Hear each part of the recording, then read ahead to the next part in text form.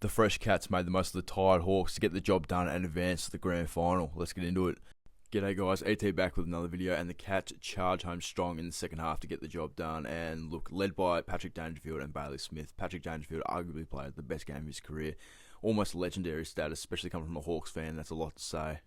This might sound weird coming from a Hawks fan, but I'm not that mad or that upset that we lost last night, because we were still fairly competitive considering the circumstances. We started the game hot, kicking the first 3 goals. Geelong only kicking 1 goal in that first quarter, coming in the last minute by Patrick Dangerfield. We pretty much had the momentum for 90% of the first quarter. And going into halftime, only being down a point, and when you consider the fact that Geelong have had 2 of the last 3 weeks off, and Hawthorn have had 3 of the last 4 weeks on road trips to Brisbane, Sydney, and Adelaide, not a bad effort. And one thing I want to say about the umpires, they were really good and really bad at the same time. Don't get me wrong, they were pretty terrible for most of the night, but they were good in the fact that they let the game go. They didn't call any soft stuff, or at least for the most part, they let most of it go, which created a really fast-paced, free-flowing game, which I thought was quite entertaining. And for the circumstances being one of the biggest games of the year, you'd rather them let most of the things go, but at the same time, the umpires, for a fact, they ruined the ending to this game. Some of the calls they made, 3 calls / no calls they made, that either led to direct goals or cost almost certain goals, ruined the end of this game. This should have gone down to the absolute wire. It was a 5-goal margin, 30 points, but it definitely could have been 2 to 3 goals and been super exciting all the way to the very end, but unfortunately it wasn't. I'll go into the moments that I just mentioned later in this video, but first let's go through the recap and my thoughts and opinions on the game. So the Hawks kick the first 3 goals of the game. The first set up by Chol, who takes a bounce on the wing that hits Lewis in the 50-metre arc, who goes back and kicks almost a perfect kick from outside 50 for the Hawks first. Then a Connor McDonald run-down tackle in the forward pocket leads to a Ginnivan snap for Hawthorn's second. Then Dylan Moore with a great kick under pressure finds Connor Nash inside 50, who snaps a set shot for Hawthorn's third. At this point it's 21-1, Hawthorn up. Then a Dangerfield goal late in the first brings the margin back to 13 at quarter time, and also Tom Stewart subbed out with a concussion at quarter time. At the very start of the second quarter, Patrick Dangerfield takes off with the footy, and Sam Butler is right there and runs him down with one of the best run-down tackles you ever see. It wasn't holding the ball, but still one of the tackles of the night. Then Geelong kicked the first 2 of the second quarter, and after that, Gunson takes 2 contested marks back-to-back. Both times he then finds Lewis, who marks the footy for set shots, and he kicks 2 in a row. At this point, Lewis has 3 goals won with about 12-13 minutes remaining in the second quarter. Shortly after, the Cats kick another to bring the margin back to 9 points. Then the Wizard, under pressure, running towards the boundary on his left foot, kicks the goal of the night off a snap. One of the best goals you ever see. It was like the goal against the Crows last week, except twice as hard and twice as good. One of the goals of the year from the Hawks. The Cats then ran out the second quarter to take the lead by 1 point going into halftime, 43-42. The Cats caught the momentum late, but it was a great first quarter, fast-paced, elite transition work from both sides, and super entertaining game at this point. To start the second half, the Fresh Cats come out hot, kicking the first 4 goals and stretching the margin out to 26 points. Then back-to-back goals from Jack Gunson and Connor McDonald brings the margin back to 14 points. At this point, CJ has been subbed on for Sam Butler. About halfway through the third quarter, Sam Mitchell made some massive calls. He put Wizard on the ball, Impey up forward, and Weddle back down back, and had a real impact at that point in the game. Impey brought some speed to the forward line and snapped a goal, bringing the margin back to 9 points. A+ from Sam Mitchell, great coaching in the moment of the game. Then unfortunately, a CJ fumble leads to a Cats goal, but after that he made a big tackle and a big play on the wing to win the footy back, and was hustling pretty hard after that, so he made up for it definitely. Then a controversial no call. The ball went out on the full. No replay, no review, no anything, which is ridiculous for a prelim final. Absolutely ridiculous, and it leads to a Jeremy Cameron goal, which stretches the lead out to 22 points. Then Manor wins it from the stoppage and kicks a goal from borderline the boundary line, which stretches the margin out to 28 points at 3/4 time. At this point of the game, the Cats look fresh, ready to go, and the Hawks look absolutely burnt out. Let's go into the fourth quarter. Gunson kicks a goal early in the last to bring the margin back to 20 points. Then back-to-back goals from Dangerfield and Myers stretches the lead back out to 35 points. The Cats look fresh and the Hawks look gassed. Then Dylan Moore snaps a nice goal with about 12 minutes remaining in the last quarter to bring the margin back to 29 points. Jack Gunson with a run-down tackle leads to another Hawthorn goal, margin back to 23 with 11 remaining. Game is definitely still on at this point. Chol started the last quarter in the ruck and had a massive impact, then went down forward, took a mark and kicked a goal of his own. Back to 18 points with 8 minutes remaining. Hawks kicked the last 3. Then one of the moments I mentioned earlier that ruined the ending to this game, on the wing, Graham Myers, clear scoop and a clear throw that leads to a Geelong goal, which stretches the margin back out to 4 goals. Clear throw, shouldn't have been called. If Hawthorn got the free kick, went down the other way, it would have been brought back to a 2-goal game with about 6 or 7 minutes remaining. Horrible by the umpires, literally ruined the ending to a great prelim final. Then Bailey Smith kicks a goal late to seal the game, and that's all she wrote. Now, I think the biggest talking point is that second half. The Cats were clearly fresher than the Hawks. The Hawks were clearly tired. But the main thing I want to mention is the fact that the numbers are absolutely disgusting. I'll go over them in a minute. But the numbers in the second half are just putrid. Some of the worst you've ever seen. Firstly, Josh Ward didn't get a single touch in that second half. He did not get a single touch. Finished the game with 8 disposals. He must have been injured. There's no way he couldn't have been injured because not a single touch. Look, we don't know. I haven't seen anything that said he's injured, but I'm just assuming he is because he did literally nothing in that second half other than 2 tackles.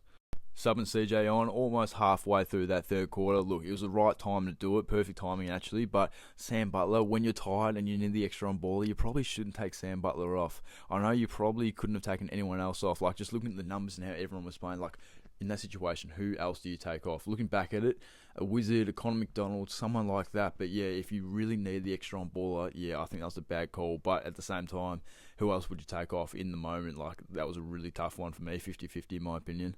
So these second half numbers were, I don't want to look at them, they actually make me feel sick. In the second half, Ward, like I said, 0 touches, C-Mac 3 touches, Mitch Lewis 1 touch. He probably should have been subbed out, let's be honest. Massimo D'Ambrosio 4 touches in the second half. Also, in the last quarter, Sicily and D'Ambrosio didn't get a single touch. I know Sicily went up forward and wasn't down there too much, but still, that's your captain. You can't be getting 0 touches in a do-or-die game. Also, after the first quarter, so the last 3 quarters of the game, D'Ambrosio 5 touches, Connor McDonald 6 touches. Josh Ward had probably the worst game of his career, let's be honest. He had 5 touches in the first quarter and 3 in the last 3 quarters. Like I said, 0 in the second half, which is, he must have been injured. There's no other explanation for it. And Warple had 11 in the last 3 quarters, so it's just not good enough. Also, after quarter time, Weddle only had 5 touches and Impey only had 8 touches in the first 3 quarters. So these guys, all these guys essentially had 0 impact in the second half. Now looking at the Geelong midfield second half, Smith 20, Dangerfield and Myers both had 17 and Holmes had 15. That's all in just the second half. So yeah, as you can tell, clearly the Hawks were tired and the Cats were fresh. So that's really what made the difference in this game. Now, the 3 controversial calls that I mentioned earlier in this video. The Myers one on the wing, it was a clear throw. He scooped it, his hand was under the ball, his other hand did not touch the ball whatsoever. Should have been a throw.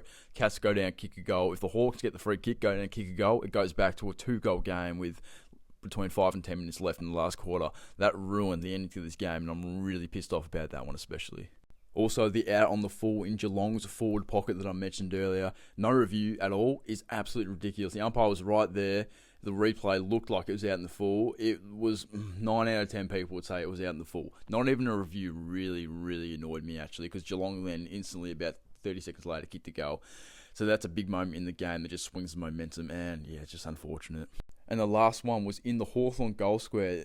Gunston takes the mark in the goal square, or borderline right outside the goal square, and his opponent slipped over. Like, the contact and the physicality was 50-50, and you can see clearly on the replay his foot slips, like it slides along the ground, and that would have been a certain goal to Gunston, and that really swung the momentum as well. So that's a 3-goal swing that definitely could have changed the ending of this game. And if you've taken those 2 goals off Geelong and given Hawthorn that Gunston goal that I just said, that's a 3-goal difference, plus the fact that if Geelong don't get those calls and go down the other end and get goals, and Hawthorn kick those goals, going the other way instead, that potentially brings it to a either tied game or within 2 goals. So, yeah, considering the circumstances of how bad our second half was and how bad the umpiring was, we actually hung in there and did quite well considering the circumstances. Also, another 50-50 call. Patrick Dangerfield kicked the goal after Josh Battle was pretty much being held the entire time. And yeah, if that call goes to Battle, Danger doesn't kick that goal. So yeah, the game gets closer by another goal. So yeah, I'm going to say it again. Considering the circumstances, Hawthorn actually hung in there pretty well. But like I said earlier, even if the umpires were absolutely perfect, I think Geelong take this game out just only by a goal or 2. But yeah, I'm not blaming the umpires because we definitely weren't good enough in that second half. But yeah, I'm sick of this negativity. Let's move on to who played well for the Hawks. The 2 best on for the Hawks, I think, was Dylan Moore and Connor Nash. Moore had 26, 6 tackles and a goal. Nash had 23, also 6 tackles and a goal. Both played great. Nash, I think that was his best game for the club.